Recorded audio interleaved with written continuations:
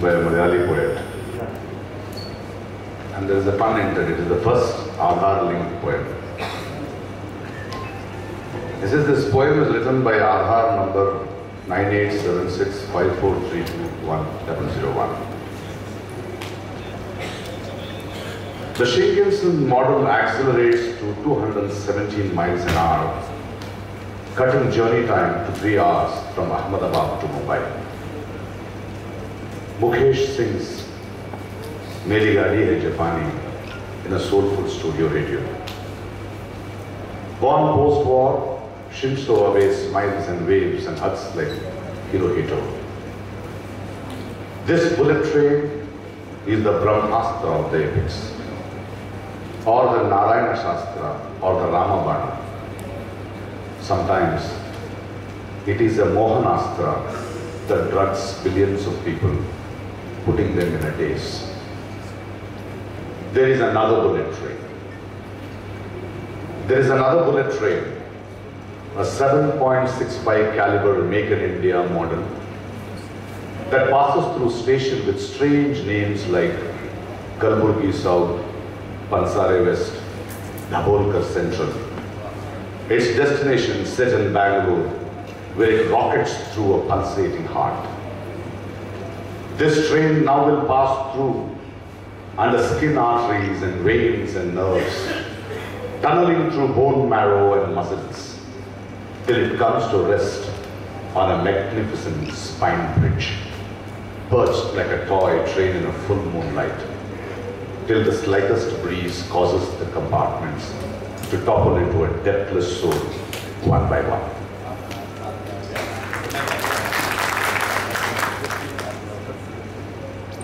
Ladies and gentlemen,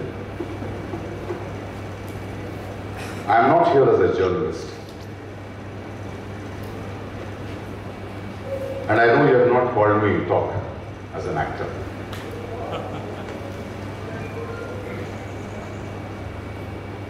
I am here as a citizen of this country who's worried with a lot of questions. And I have a lot of questions to journalists too. Because I am a citizen of this country, when I open my papers, newspapers, or listen to the media, television, I am afraid, I am not sure they are speaking the truth. I see true stories buried between lines. As a citizen of this country, I see that I am misguided by journalists. Why am I so sensitive? You know me after Gauri Lankesh. But why am I here after Gauri Lankesh? It goes back to 35 years of my life. I remember those days when I was a youngster, and Gauri's father Lankesh was our mentor, who was an editor, who was a journalist, who was a writer, who was a visionary. He ran a paper without any advertisements in it. He ran a paper on subscription. And I remember as an youngster asking him, how do you survive? He says, no, I am alive because I am running on subscriptions. If I take advertisement, I'll be dead. He knew he had the integrity to live. I remember, I'm sensitive, I'm worried about today, because when I grew up as an youngster, journalists and editors like Lankesh had created a space where we could speak, we could find our identity through our voices, whether it was poetry, whether it was short stories, whether it was novels, whether we were activists, whether we were investigative journalists. There was a common space. And to see a daughter of such a man killed, I am more worried today in this country. Mr. Lankesh died. Death, I have realized, is something we all know. It's saying bye to life. Nobody dies rejecting life.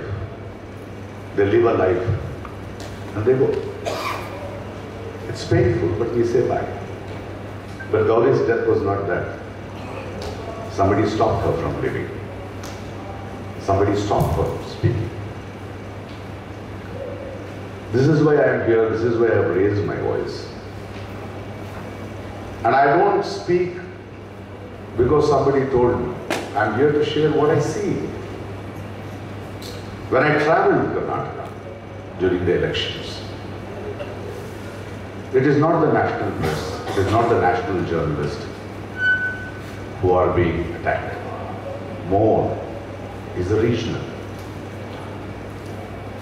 Because I don't belong to any political party, I decided it's my responsibility to go to people. And all I did was I went to the press.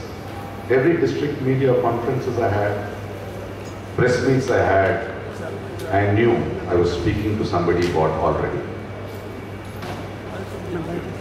There was a press meet in Bagalkot where I was speaking, and there was one journalist who was questioning me, irritating me, trying to put words into my mouth. And I asked him, are you a journalist? And later I came to know he was a driver of the local BJP MLA. And the rest of the journalists were silent about it. Buying journalists, silencing journalists, it's not a phenomenon which is today.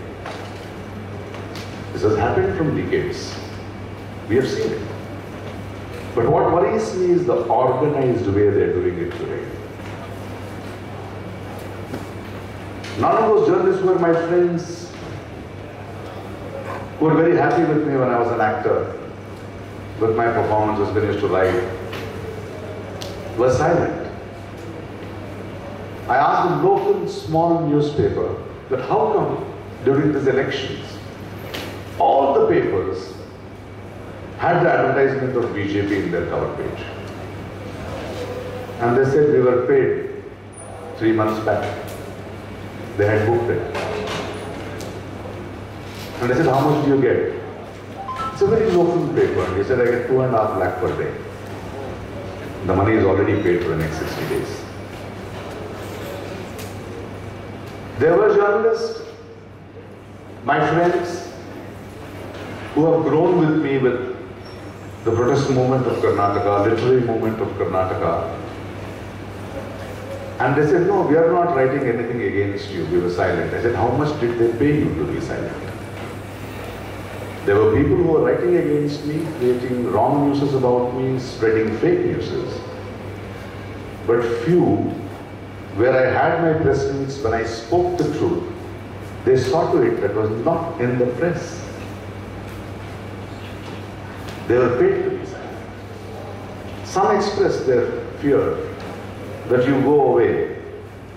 The country doesn't even know I'm a journalist and I exist here, and they'll kill me. They'll hurt me. They'll remove me from the job, and I'm worried about it. We need to be worried about how organized these people are. Recently in Tamil Nadu, all the heads of the media houses had a meeting with Prime Minister Narendra. None of the papers, nor any photographs came out in the press. This was unearthed by a citizen like me, few other citizens, and they started asking questions. What transpired with it? What did you talk? When you can make use of somebody sneezing, how come this is not out? And then they say, no, he had called for a meeting to know how my government is doing.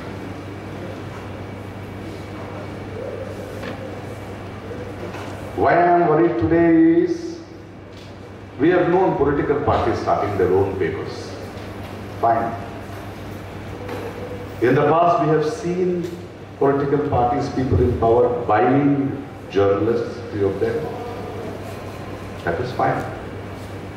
But today I am worried about how media houses are bought. How people are brainwashed to think, to hate somebody, to believe what is false. This is something which is very worrying.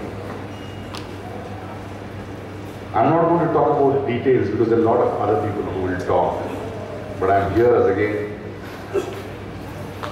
to show solidarity with you, because in this time of despair and pain, I see hope that there are few journalists who come together and who are not sold.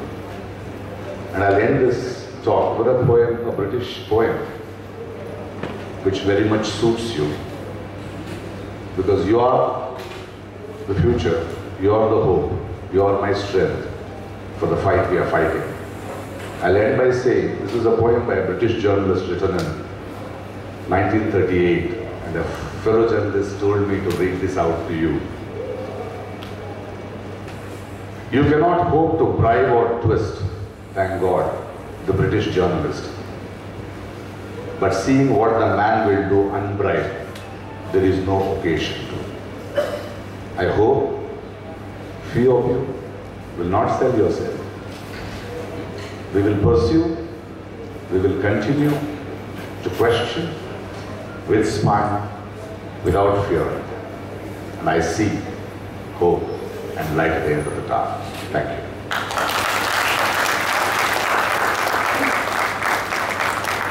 बहुत शुक्रिया प्रकाश जी, आप यहाँ आए और जाहिर है एक नागरिक के तौर पर आपकी भूमिका रही है। सिटीजन का सवाल बड़ा लोकतंत्र के इतिहास के साथ बड़ा महत्वपूर्ण सवाल है। आप निश्चित एक नागरिक के रूप में ही उन चिंताओं से जुड़े हैं जो पत्रकारों की भी चिंताएं हैं, और आप यहाँ आए, आपका बहुत बहुत बहुत शुक्रिया। दोस्तों, अब समय बहुत कम है, थोड़ा शेड्यूल के हिसाब से हम लोग आगे बढ़ गए हैं, अगला सत्र भी शुरू होना है। अध्यक्षीय वक्तव्य के लिए मैं आनंद जी को बुलाऊं, इसके पहले एक दुखद सूचना आपके साथ शेयर करना चाहता हूं। उत्तराखंड संघर्ष वाहिनी के नेता, मशहूर राजनीतिक कार्यकर्ता, सामाजिक कार्यकर्ता, उत्तराखंड में नशा नहीं रोजगार दो जैसा महत्वपूर्ण ऐतिहासिक आंदोलन